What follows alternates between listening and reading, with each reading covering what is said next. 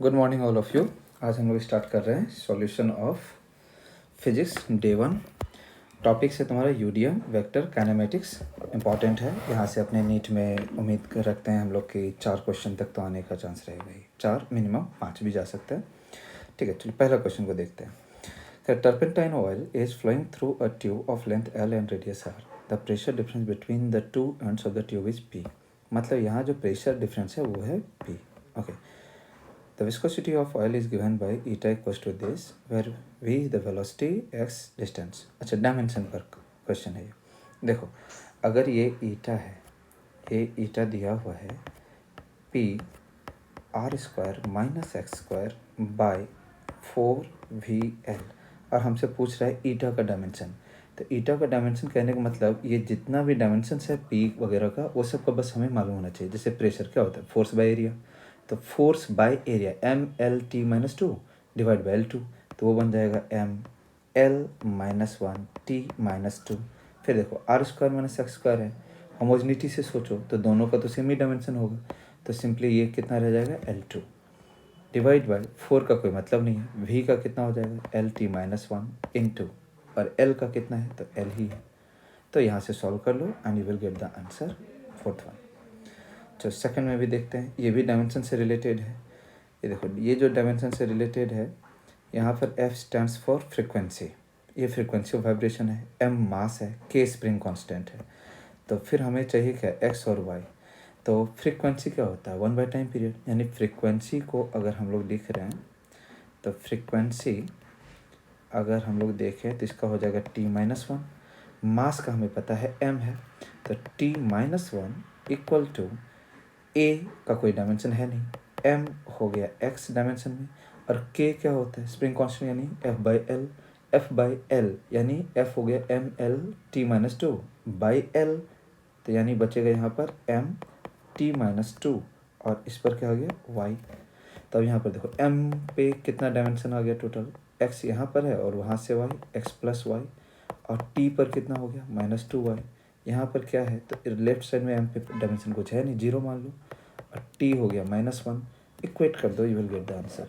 ठीक है, चलो किसको किसको इक्वेट करोगे, यहाँ से जो t का जो डायमेंशन है वो कितना -2t, और यहाँ पर कितना है -2y, -2y। ये -2y को -1 से इक्वेट करोगे, ठीक है। t के डायमेंशन को आपस में इक्वेट करोगे तो y को मिलेगा हाफ। ऐसे ही m का डायमेंशन यहाँ पर है x प्लस वाई और यहाँ पर है 0, तो x प्लस वाई को 0 से इक्वेट कर दो। ठीक है, चलो अब हम लोग क्वेश्चन नंबर 3 पे चलते हैं। तो 3 भी जो है, 3 भी अपना डायमेंशन से ही रिलेटेड है। ये थोड़ा टफ क्वेश्चन भी है, ये PYQ भी है, तुम लोगों को पता होगा। तो देखो यहाँ पर है CG और E²/4πε0। तो मुझे नहीं लगता है कि मैं इस क्वेश्चन को पूरा करूँगा। C का डायमेंशन आप लोगों को बस बता रहा हूँ, L/t-1 वेलोसिटी ही तो है। G gravitational constant. अब जैसे इसका मुझे डायमेंशन याद नहीं है, तो हम ऐसे सोचेंगे F equals to G m1 m2 by r square होता ही है ग्रेविटेशनल लॉ। तो यहाँ से हम G का डायमेंशन को पहले सोच लेंगे। तो G का डायमेंशन F r² बाई ऐसे, तो F का होता है mL/t-2 r² यानी हो गया L2 divide by m1 m2 मतलब हो गया m2। ये हो गया हमारा G का डायमेंशन। तो G का डायमेंशन ओवरऑल क्या बन गया बताओ, m-1। यहाँ देखो L पर क्या बन जाएगा 3, L पे हो गया 3 और T पे हो जाएगा -2। तो ये G का डायमेंशन हो गया। E²/4πε0, E²/4πε0 को देख करके घबराओ मत। ये इलेक्ट्रोस्टैटिक्स में जो हम लोग लिखते हैं 1/4πε0 Q1 Q2 बाई r²। तो Q1 और Q2 को अगर तुम चार्ज समझ रहे हो, ये इलेक्ट्रॉनिक चार्ज कोई भी चार्ज, तो ये Q1 Q2 और यहाँ E² दोनों सेम है। तो Q1 Q2 बाई 4πε0 का डायमेंशन यानी F इंटू r² का डायमेंशन, समझा। तो वहाँ जो E²/4πε0 है यानी E²/4πε0 का डायमेंशन यही हो गया FR²। तो mL/t-2 इंटू L2, यानी हो जाएगा mL/3t-2। तो इसका डायमेंशन हो गया mL/3t-2। क्लियर हो गया ये। अब तीनों का डायमेंशन तुम्हें पता है, अब हमें इसे एक्सप्रेस करना है ना। तो the physical quantity of the dimension of length, तो लेंथ को एक्सप्रेस करना है, तो लेंथ को इन तीनों के टर्म्स में। तो लेंथ कल रिवीजन में भी इस चीज़ को समझाया था, जिस चीज़ को भी तुम एक्सप्रेस कर रहे हो वो बाकी के टर्म्स में मल्टी प्रोडक्ट के फॉर्म में जाना चाहिए। तो c पे पावर x ऐसे सोच लो, g पे y और e square by 4 pi epsilon not पर z का डायमेंशन।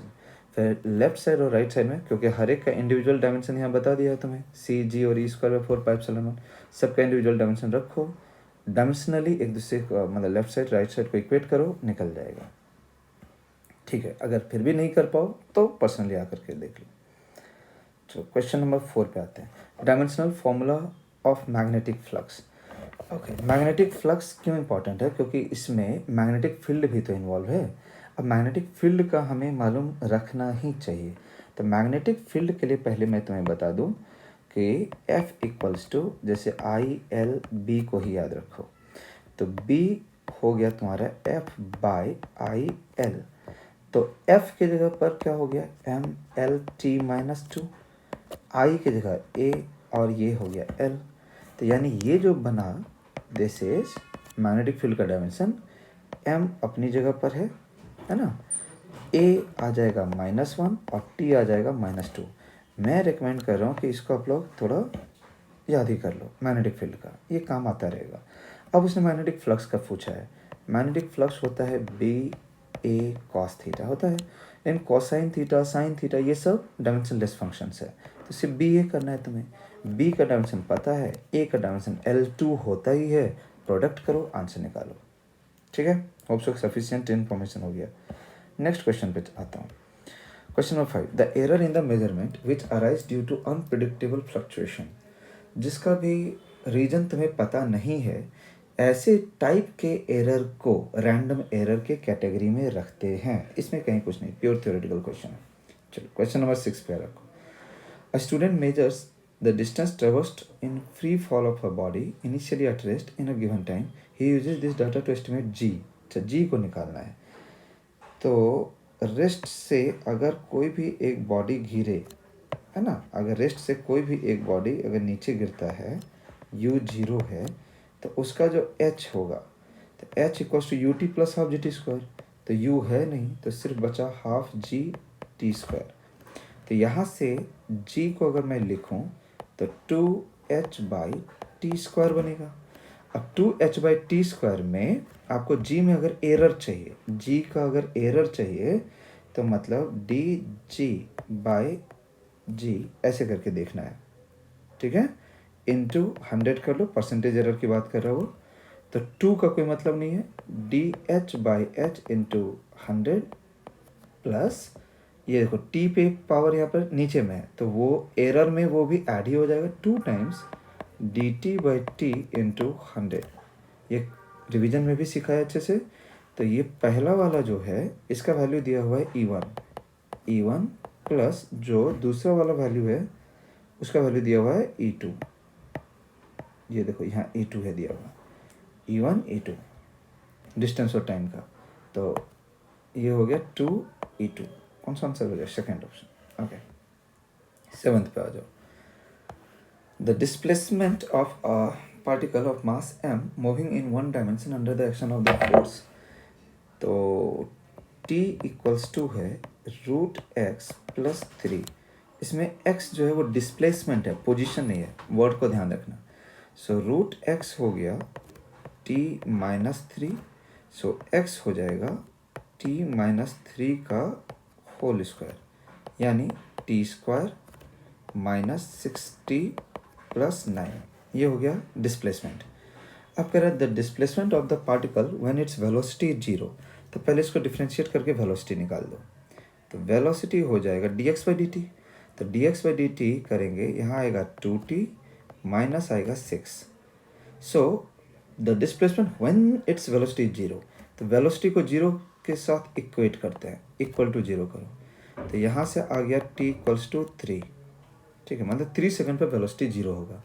अब ये 3 सेकंड का टाइम इसमें रखो, किसमें, डिस्प्लेसमेंट वाले इक्वेशन में। तो ऐसे में डिस्प्लेसमेंट बन जाएगा 3 - 3 का होल स्क्वायर यानी 0। ठीक है, नेक्स्ट है 8th, क्वेश्चन नंबर 8 पे आता हूँ।